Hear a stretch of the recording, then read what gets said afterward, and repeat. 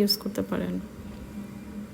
একটু গরম থাকলে তখন কাঁটা চামচ কিংবা আপনার ভর্তা টর্তা করার জন্য যেগুলো ইনস্ট্রুমেন্টগুলো পাওয়া যায় ওগুলো ইউজ করতে পারেন। এখন একটু লবণ দিয়ে দিলাম, মাখিয়ে নেব। আর আমি ময়দা দিয়ে দিয়েছি, আপনারা চাইলে কর্নফ্লাওয়ার দিয়েও করতে পারেন। এখন গোল আকৃতি আমি চ্যাপটা করে গোল আকৃতি করে নেব।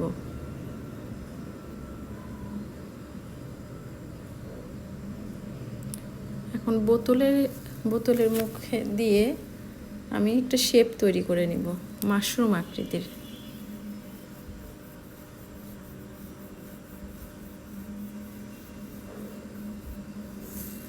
এইভাবে আপনারা যে কোনো বোতলের মুটকি হোক, বোতলের মুখ হোক দিয়ে আপনারা করতে পারেন। এখন পানিটা গরম করে ফোটালে ওই আলুর যে ডোটা সেটা দিয়ে দিতে হবে।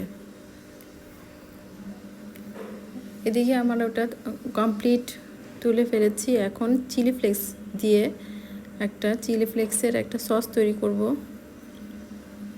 Chilli sauce.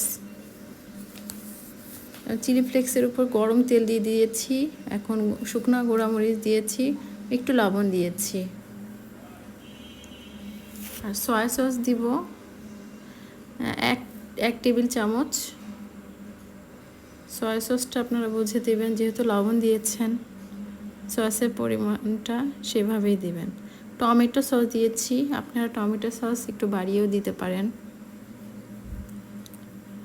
আর দিয়েছি বারবিকিউ সস। কেউ যদি স্মোকি ফ্লেভারটা পছন্দ করেন তাহলে বারবিকিউ সসটা কিন্তু দিতে পারেন, অনেক মজা লাগে, অনেক টেস্টি লাগে। আমাদের আবার অনেক স্মোকি ফ্লেভারটা অনেক টেস্টি লাগে, অনেক ভালো লাগে, এই জন্য আমরা ইউজ করেছি। আপনাদের যদি ভালো না লাগে স্কিপ করে যেতে পারেন। তো মিক্স করে নিয়েছি। এখন সসটা আমি আলুর পাস্তার উপরে দিয়ে দিলাম। এখন আস্তে আস্তে নাড়াচাড়া করব। এপিট ওপিট করে নাড়াচাড়া করব।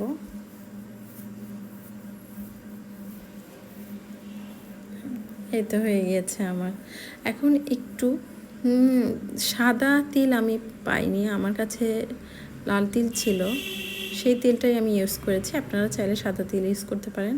আমার কাছে যেটা ছিল আমি সেটাই দিয়েছি। আশা করি আপনাদের ভালো লাগবে। তো ভালো থাকবেন, পাশে থাকবেন, দোয়া রাখবেন।